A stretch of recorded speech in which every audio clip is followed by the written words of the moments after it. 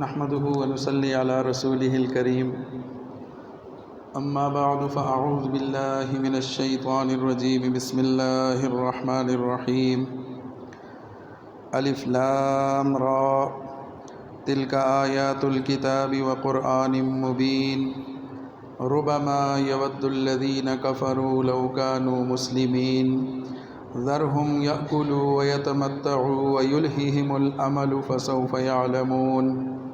وعن عقبة بن عامر رضي الله عنه قال قلت يا رسول الله من نجاه قال أمسك عليك لسانك وليسعك بيتك وابكي على خطيئتك أو كما قال عليه الصلاة والسلام. میرے انتہائی واجب الاحترام معزز سامعین کرام، اللہ تعالیٰ نے دنیا کو ایک دھوکے کا گھر قرار دیا ہے. اس دنیا کے نظام کو اللہ تعالیٰ نے پیدا کیا، چلایا، تخلیق کیا. پھر اس دنیا میں بہت ساری ایسی چیزیں رکھ دیں کہ جن کی طرف انسان کا دل مائل ہوتا ہے، دل کھنچتا چلا جاتا ہے. اور پھر بہت ساری چیزیں اللہ تعالیٰ نے جائز قرار دیں اور بہت ساری ممنوعات میں شامل فرما دیں. تو انسان دنیا میں آ کر اس کی رونق، اس کی نعمتیں اور اس کی مختلف چیزوں کو دیکھ کر ان کی طرف مائل بھی ہوتا ہے، ان کی طرف اس کا دل بھی کھنچتا ہے. تو اللہ تعالیٰ نے پھر اس انسان کی رہنمائی کے لیے متعدد آیات بھی نازل فرمائیں اور بار بار تنبیہ فرمائی کہ اس دنیا کو دل میں نہیں بسانا ہے. اور اس دنیا کی حقیقت ہم پر مختلف آیات سے، مختلف مثالوں سے اور مختلف طریقوں سے ہم پر واضح فرما دی گئی ہے. رسول اللہ صلی اللہ علیہ وسلم کے ارشاد کا مفہوم ہے کہ مجھے اپنی امت کے بارے میں دو چیزوں کا ڈر ہے کہ ان دو چیزوں میں یہ مبتلا ہو جائیں گے تو پھر یہ راستے سے بھٹک جائیں گے. اور وہ دو چیزیں کیا ہیں؟ پہلی چیز یہ ہے کہ یہ خواہشات کی پیروی میں لگ جائیں گے، نفسانی خواہشات کی پیچھے چلنے لگیں گے. جو دل میں آئے گا وہ کریں گے، دل کی مان کے چلیں گے، اپنی من چاہی زندگی گزارنے لگیں گے. اور دوسری چیز جس کا مجھے اپنی امت کے حوالے سے خوف ہے، ڈر ہے کہ وہ اس میں مبتلا ہو جائیں گے، وہ چیز ہے لمبی لمبی امیدیں باندھنا، لمبی لمبی آرزوئیں رکھنا، خواہشات، طول عمل جس کو قرار دیا گیا، لمبے لمبے منصوبے بنانا اور موت سے غافل ہو جانا اور دنیا کی نعمتوں کے حصول کے لیے اپنی ساری کی ساری صلاحیتوں کو لگا دینا اور اسی کے پیچھے اپنے آپ کو مصروف رکھنا. تو دو چیزیں انسان کو گمراہ کرنے والی ہیں، انسان کو راستے سے ہٹا دینے والی ہیں، اپنے مقصد سے ہٹا دینے والی ہیں. اور وہ دو چیزیں خواہشات کی پیروی اور اس فانی اور اس ختم ہو جانے والی اس دنیا کی آرزوئیں اور لمبی لمبی خواہشات کہ جن کے پیچھے چل کے انسان اپنا وقت بھی برباد کرتا ہے اور اپنی صلاحیتیں بھی ضائع کرتا ہے اور آخر کار پھر اسے حاصل کچھ بھی نہیں ہوتا. تو جو باقی چیزیں، باقی رہ جانے والی چیزیں ہیں، جو ہمیشہ کام آنے والی چیزیں ہیں، ان سے جب توجہ ہٹتی ہے تو پھر انسان گمراہی کے راستے پہ چل پڑتا ہے. تو اللہ تعالیٰ نے متعدد آیات میں اس مضمون کو واضح کیا ہے کہ دنیا دھوکے کا گھر ہے اور یہ کوئی ایسی قیمتی چیز نہیں ہے کہ جس میں اپنے آپ کو کھپا دیا جائے اور اپنی ساری صلاحیت اسی پر لگا دی جائے۔ ربما یود الذین کفروا لو کانوا مسلمین، وہ وقت آئے گا کہ جب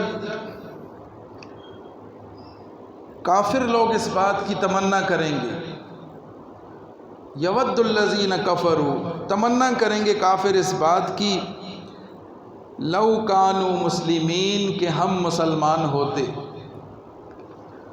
تو وہ کفار کے جن کو آج ہمارے بہت سارے ایمان والوں نے، ایمان کا دعویٰ کرنے والوں نے اپنا آئیڈیل بنایا ہوا ہے، جن کو اپنا رہنما بنایا ہوا ہے، اور جن کی دنیاوی کامیابیوں کو دیکھ کر انہیں حقیقت میں بھی کامیاب تصور کیے بیٹھے ہیں، ان کے لیے اس میں بہت بڑا سبق ہے کہ یود الذین کفروا، جو لوگ کافر ہیں، جو لوگ ایمان سے عاری ہیں، ایمان کی دولت جنہیں نصیب نہیں ہے، لو کانوا مسلمین، وہ تمنا کریں گے، آرزو کریں گے، تمنا کریں گے، لو کانوا مسلمین، کاش کہ ہم مسلمان ہوتے۔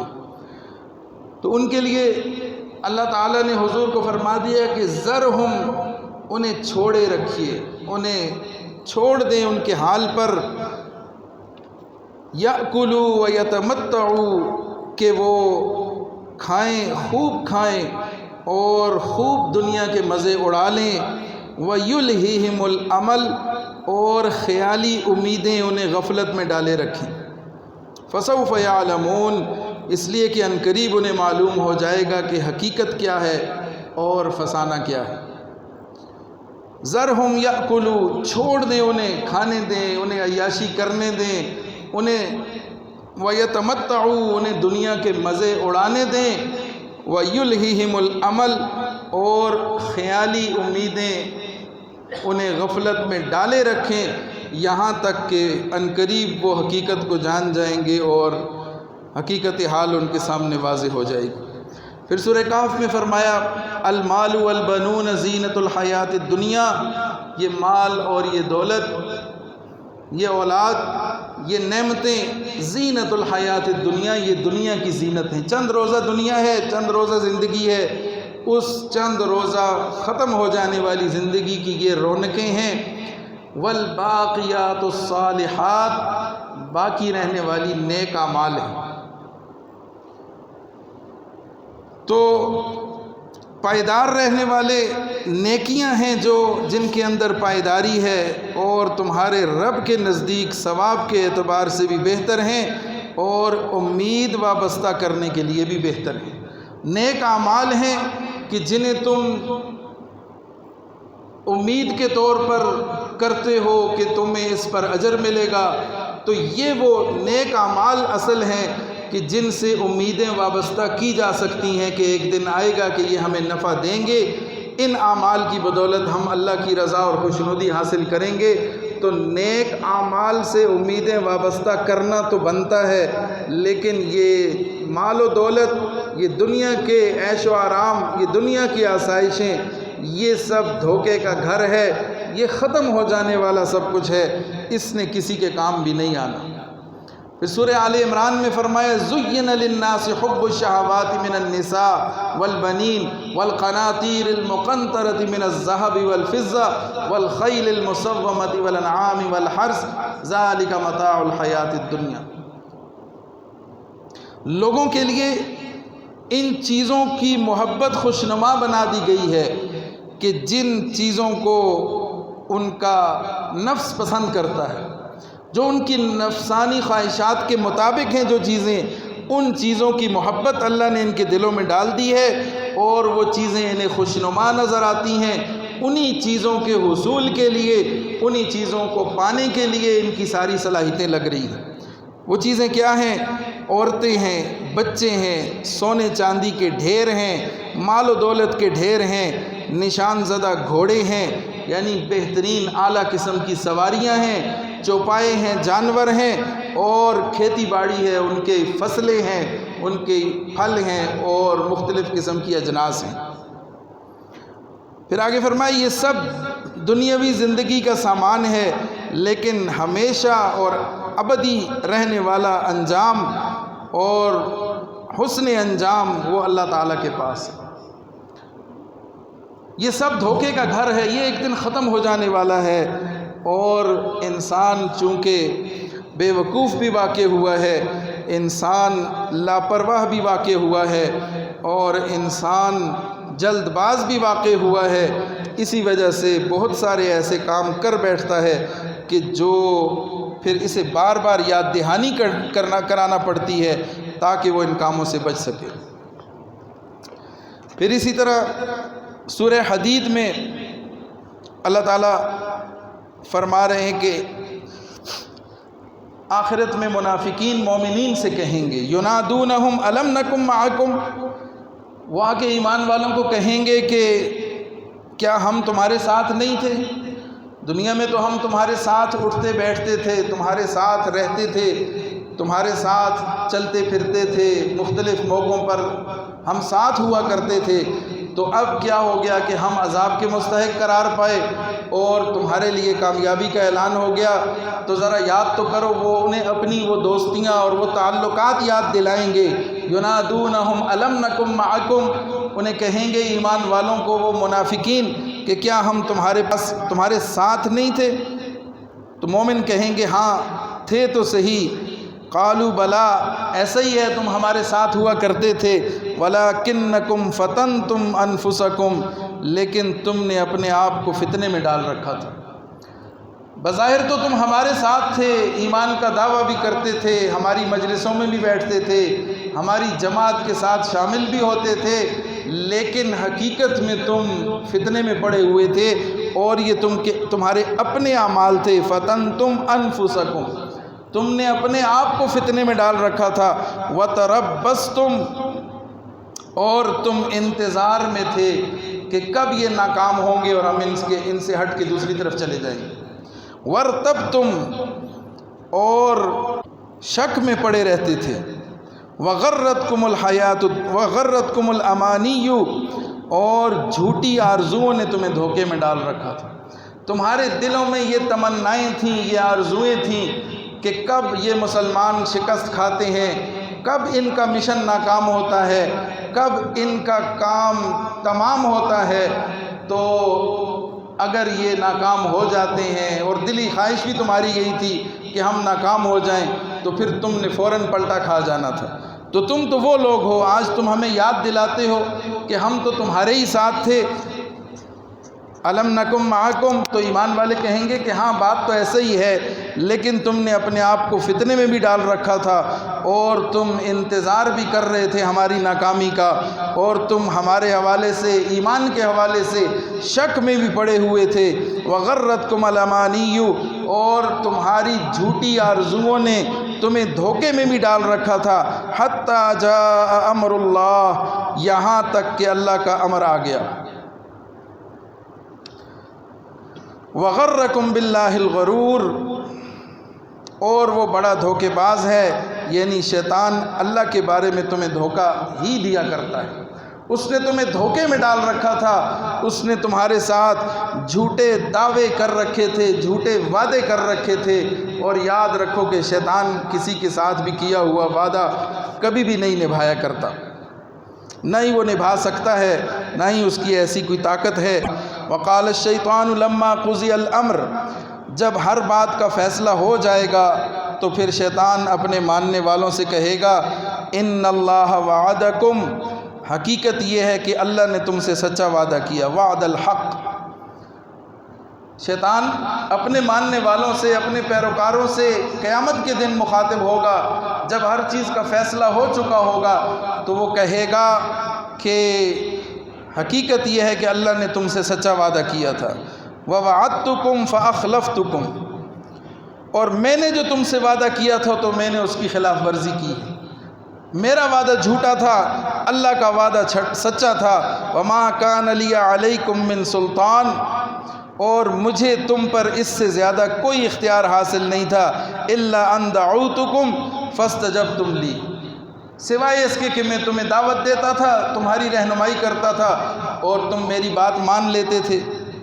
آج پھر مجھے ملامت نہ کرو، مجھے الزام نہ دو، مجھے قصوروار نہ ٹھہراؤ۔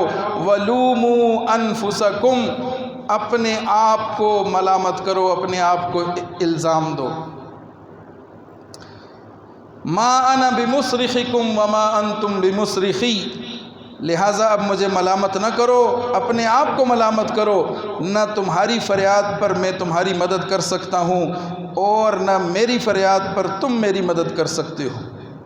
انی کفرت بما اشرکتمونی من قبل، جو تم میرے ساتھ شرک کیا کرتے تھے میں تو اس کا بھی انکار کرتا ہوں۔ ان الظالمین لہم عذاب علیم، تو جن لوگوں نے یہ ظلم کیا تھا ان کے حصے میں اب دردناک عذاب آنے والا ہے۔ تو شیطان تو ہمیشہ دھوکہ دیا کرتا ہے، یہ ساتھ دینے والا نہیں ہے۔ آج دنیا کے اندر ایمان والے اور اللہ کو ماننے والے جب راہ سے بھٹکتے ہیں، شیطان کی بتائی ہوئی باتوں میں آتے ہیں، اس کے پڑھائی ہوئی پٹی جب پڑھنے لگتے ہیں تو پھر وہ رستے سے ہٹ جاتے ہیں۔ تو اس شیطان کی پیروی کرنے سے خود کو بچانا بھی ہے، اپنے آپ کو اس کے چنگل سے آزاد رکھنا ہے۔ وَقَالَ لَأَتَّخِذَنَّ مِنْ عِبَادِكَ نَصِيبًا مَفْرُوضًا، اس لیے کہ یہ شیطان تو وہ ہے کہ جس نے اللہ تعالیٰ سے یہ کہا تھا لَأَتَّخِذَنَّ مِنْ عِبَادِكَ نَصِيبًا مَفْرُوضًا، میں آپ کے بندوں میں سے اپنا حصہ مقرر کر کے رکھوں گا، یعنی میں اپنا کوٹا مکمل کروں گا، میں اپنی مرضی کے لوگ آپ سے توڑوں گا، آپ سے الگ کر کے رکھوں گا، اپنے پیروکار بناؤں گا، لوگوں کو گمراہ کروں گا۔ یہ شیطان اللہ کے سامنے کہہ کے آیا تھا وَلَأُضِلَّنَّهُمْ، میں انہیں گمراہ کروں گا، وَلَأُمَنِّيَنَّهُمْ، میں انہیں آرزویں دلاؤں گا، خواب دکھاؤں گا، انہیں جھوٹے منصوبے سمجھاؤں گا، وَلَآمُرَنَّهُمْ فَلَيُبَتِّكُنَّ آذَانَ الْأَنْعَامِ، اور میں انہیں حکم کروں گا تو پھر یہ جانوروں کے کانوں کو بھی کاٹ دیں گے۔ مشرکین مکہ جانوروں کے کان کاٹ کے ان کو نشانی کے طور پر رکھا کرتے تھے کہ یہ جانور بتوں کے نام پر وقف ہیں، تو یہ شیطان کے کہنے پر کرتے تھے۔ وَلَآمُرَنَّهُمْ فَلَيُغَيِّرُنَّ خَلْقَ اللَّهِ، اور میں انہیں حکم کروں گا تو یہ تیری تخلیق میں بھی تبدیلی کیا کریں گے، تغییر لخلق اللہ کریں گے، اپنی شکل و صورت کو بگاڑیں گے، فیشن کے نام پر، ترقی کے نام پر مختلف عنوانات کو لے کر یہ تخلیق میں بھی رد و بدل کرنے کی کوشش کریں گے۔ اور وَلَآمُرَنَّهُمْ فَلَيُغَيِّرُنَّ خَلْقَ اللَّهِ، یہ میرے کہنے پر کریں گے۔ وَمَن يَتَّخِذِ الشَّيْطَانَ وَلِيًّا، جس نے بھی شیطان کو دوست بنا لیا، مِن دون اللہ، اللہ کو چھوڑ کر، تو پھر فقد خسر خسرانا مبینا، اس کے لیے تو کھلا خسارہ ہے۔ اس کے لیے پھر کیسے کامیابی ہو سکتی ہے جو اللہ کو چھوڑ کر شیطان کو اپنا دوست بنا لے۔ یعدہم، وہ ان سے وعدے کرتا ہے، ویمنیہم، اور انہیں امیدیں دلاتا ہے، انہیں منصوبے سمجھاتا ہے، ان سے وعدے کرتا ہے، انہیں خواب دکھاتا ہے۔ وما یعدہم الشیطان الا غرورا، اور شیطان کے وعدے سوائے دھوکے کے اور کچھ بھی نہیں۔ تو اس دنیا کے اندر دل لگانے سے اپنے آپ کو بچانا ہے، اور اس دنیا کے اندر شیطان کی چالوں میں آنے سے اپنے آپ کو بچانا ہے۔ اور فرمایا کہ انسان کی ناکامی کے دو اسباب ہیں، ایک یہ کہ وہ دنیا کی محبت میں مبتلا ہو جائے، اور دوسرا سبب جہالت ہے، علم سے دوری۔ دنیا کی محبت، دنیا کی طلب، دنیا کی فکر، اور دن رات دنیا ہی کے لیے اپنے آپ کو وقف کیے رکھنا، ایک یہ ناکامی کا سبب ہے، اور دوسرا ناکامی کا سبب جہالت ہے، علم نہ ہونا، سمجھ بوجھ نہ ہونا، شعور نہ ہونا، یہ ناکامی کا سبب ہے۔ اس لیے کہ جاہل آدمی بڑی آسانی سے شیطان کے ہاتھوں میں کھلونا بن جاتا ہے، شیطان کی چالوں میں آ جاتا ہے، شیطان کے بہکاوے میں آ جاتا ہے۔ اس لیے جہالت بہت بڑا ایک ایسا عمل ہے، ایک ایسی چیز ہے کہ جو انسان کی ناکامی کا سبب ہے۔ اور فرمایا کہ طول عمل کا علاج قصر عمل ہے۔ طول عمل یعنی لمبے لمبے منصوبے بنانا، لمبی لمبی آرزویں رکھنا، اور صدیوں آگے تک اپنے منصوبے بنا کے رکھنا، گویا کہ مرنا ہی نہیں ہے۔ تو اس کا علاج ہے قصر عمل، اپنی امیدوں کو کم کرنا، اپنی ضرورتوں کو کم کرنا، اپنی امیدوں کو کم کرنا، اور موت کو کثرت سے یاد کرنا۔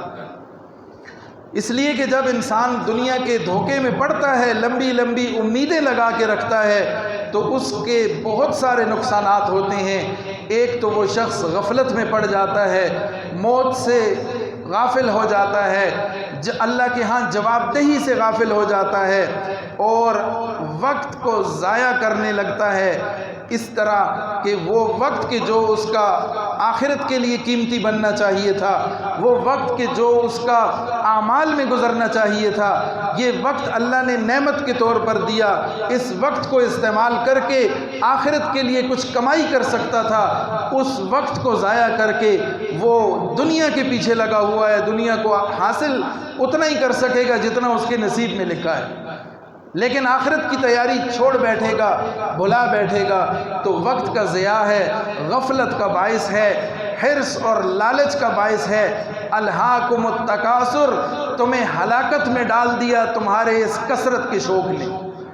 دنیا جمع ہو جائے، دنیا حاصل ہو جائے، دنیا کی نعمتیں مل جائیں، ساری کی ساری دنیا میرے قبضے میں آ جائے، اس شوق نے، اس حرص نے، اس لالچ نے تمہیں ہلاکت میں ڈال دیا۔ الہاکم التکاثر، اور ایک معنی مفسرین نے یہ بھی کیا کہ غرور و تکبر نے، اپنے آپ کو بڑا سمجھنے نے تمہیں ہلاکت میں ڈال دیا، اس کثرت کے شوق نے تمہیں ہلاکت میں ڈال دیا۔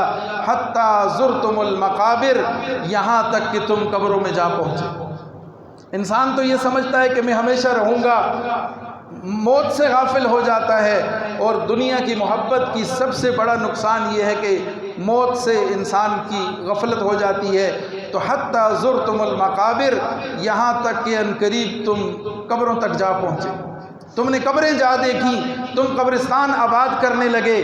کہاں تم دنیا کے لاہ و لشکر حاصل کرنا چاہتے تھے، دنیا کی عزت چاہتے تھے، دنیا کے عہدے حاصل کرنا چاہتے تھے، اور اس کثرت کے شوق میں تم نے اپنی ساری صلاحیتیں بھی لگائیں، اپنا وقت بھی لگایا، اپنی اولادوں کو بھی اسی کام پر لگایا، اور دنیا کے حصول کے لیے تم نے دن رات ایک کر دیے، آخرت کو بھلا بیٹھے۔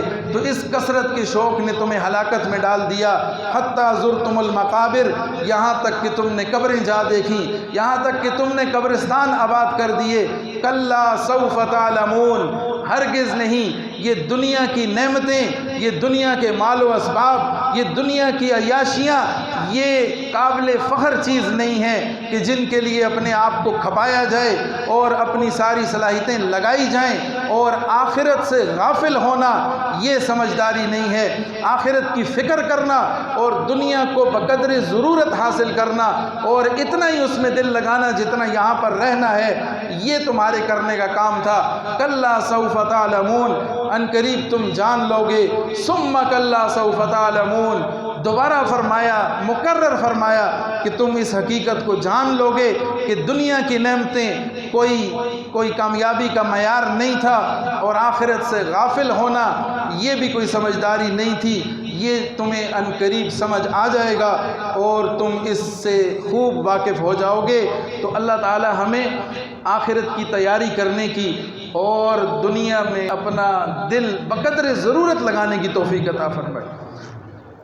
دنیا جتنی ضرورت ہے اتنی اس کے لیے محنت کی جائے، اور آخرت جتنی ضروری ہے اور آخرت جتنی اہم ہے اتنی ہی اہمیت کے ساتھ اس کی تیاری کی جائے، تب ہماری کامیابی ہو سکے گی۔ اور اگر ہم دن رات دنیا ہی کے پیچھے دوڑتے رہیں گے، لمبی لمبی آرزوئیں لگا کے بیٹھے رہیں گے اور دنیا ہی کو اپنا مقصود بنا لیں گے، تو پھر ہم کفار والے طرز عمل پر ہوں گے۔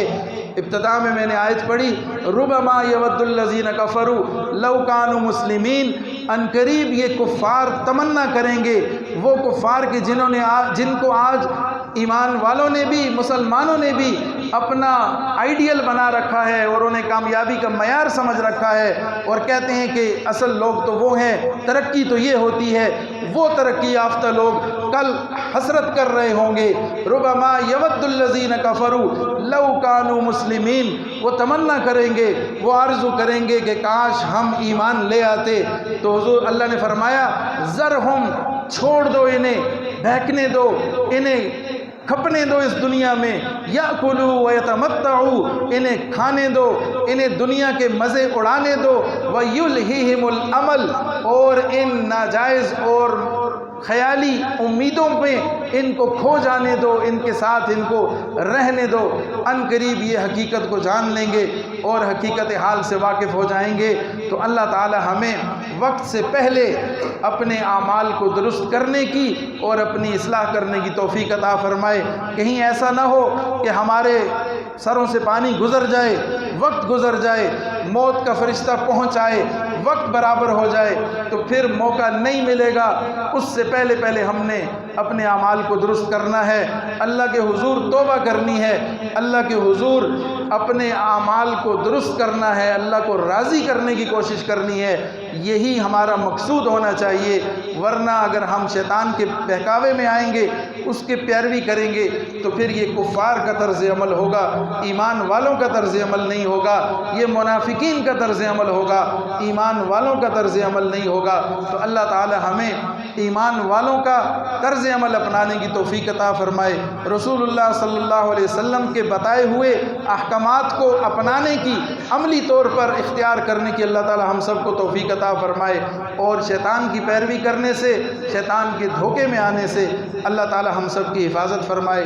وآخر دعوانا ان الحمد للہ رب العالمین۔